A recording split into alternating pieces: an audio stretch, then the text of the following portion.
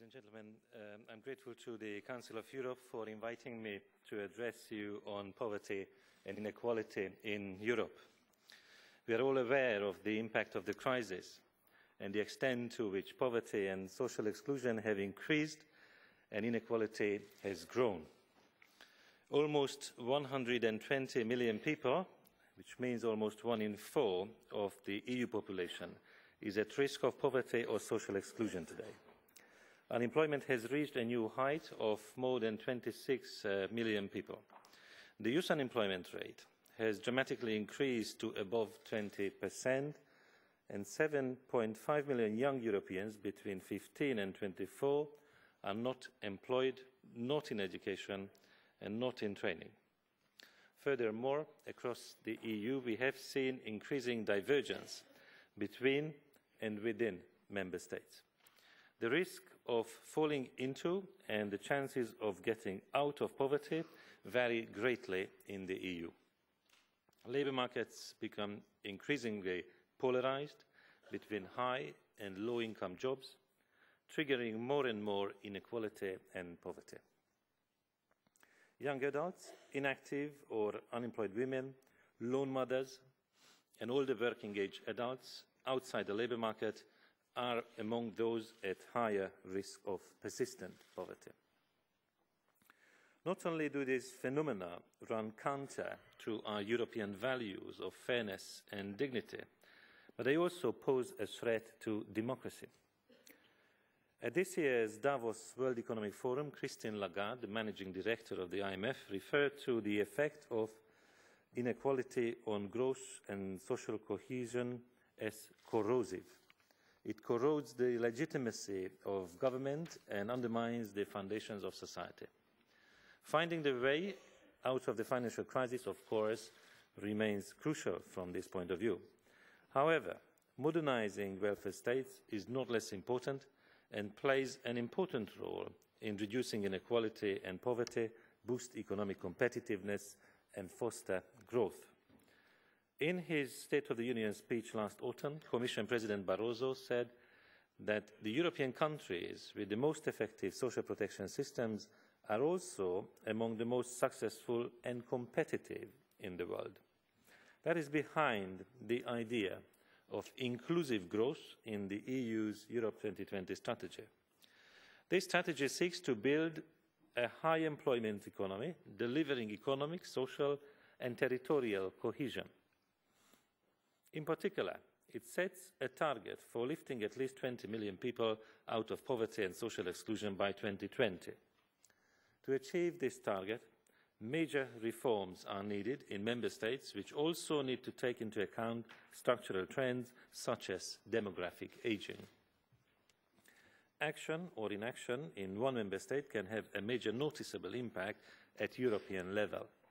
For instance, low investment in education or training in some member states has implications in terms of lower skilled workforces, which can have negative impacts on overall economic competitiveness. And conversely, more participation in employment, better social spending and fairer taxation can help offset inequality and fight against poverty across Europe. So this is not a time to revise our goals, but a time to find more instruments and use them more efficiently. That's the aim of the social investment package which the Commission released just yesterday. It draws on good practice in the EU member states in setting out an integrated framework for social policy reform. The package comprises 3 policy reform strands to help the member states adapt their social protection systems to the challenges of the 21st century. First, using social policy budgets more effectively. It is a reality that some countries have better social outcomes than others while having similar budgets.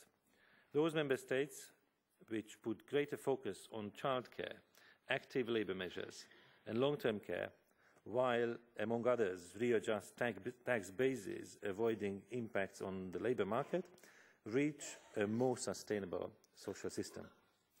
The package also emphasises that simplifying benefit administration can save time, money and make accessing support easier. It also makes easier to properly address the individual's complex situation. The second strand aims at improving people's access to quality social services. Access to quality services, adequate income support, and inclusive labour markets can be very unequal today. Job search assistance, training to acquire skills and lifelong learning opportunities, housing support and accessible health care all have an important role to play here. These measures work best when they are coupled with benefits that address inequality of resources. The package proposes an integrated approach combining services with benefits guaranteeing an adequate standard of living. The proposal also pays special attention to the needs of women, migrants, Roma, older people and other vulnerable groups, and pursues measures which give a fair chance of their entering the labour market and earning an adequate living. The third strand focuses on preventative measures in order to safeguard against risks and prevent disadvantage from compounding. This will reduce the need for higher social spending later, once hardship has occurred. Social policy should be geared to the individual's needs at various stages of life, in childhood, during adolescence, when making the transition from school to work, in parenthood, as the end of one's career approaches, and in retirement or old age. Ladies and gentlemen, investing in the fight against child poverty in particular is vital if poverty and social exclusion are not to pass from generation to generation, and people are to have opportunities in later life. That's why a recommendation on this issue is annexed to the package. Studies show that tackling childhood disadvantage early is the best way to ensure that people live up to their full potential. This means, for instance, providing accessible quality education or extracurricular activities.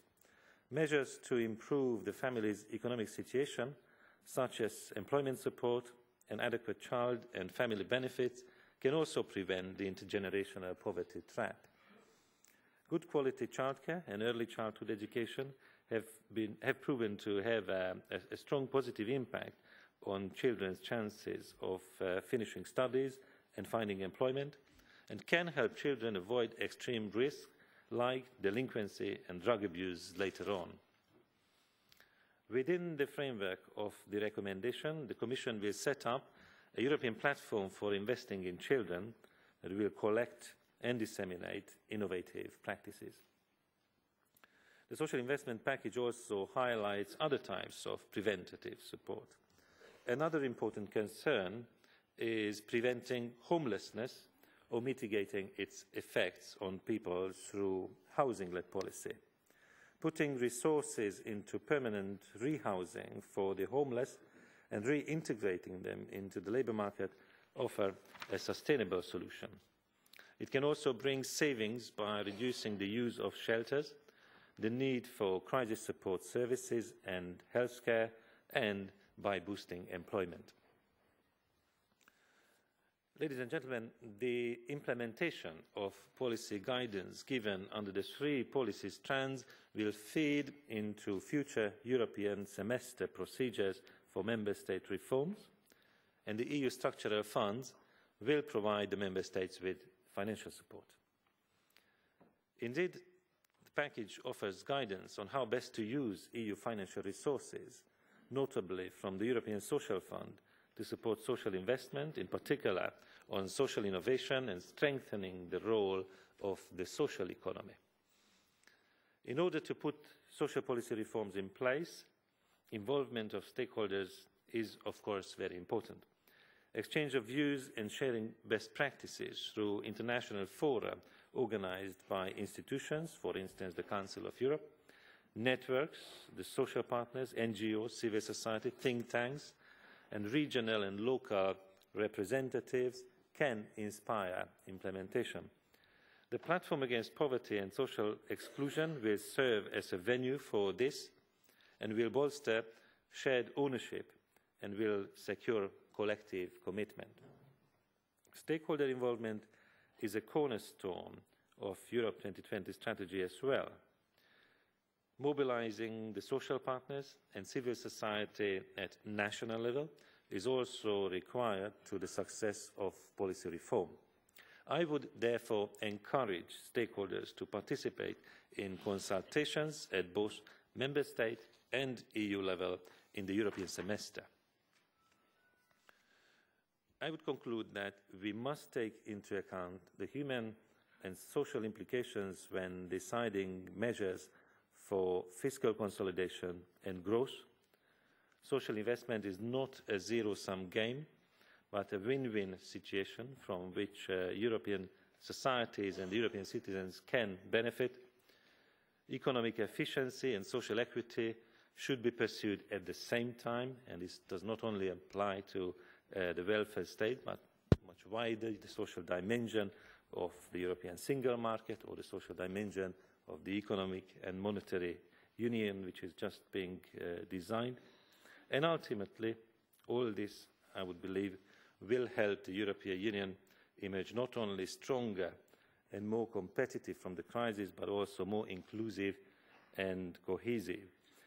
We can use our instruments more efficiently to resolve our social problems, but of course it would be good to stop producing them in the first place. I thank you very much for your attention.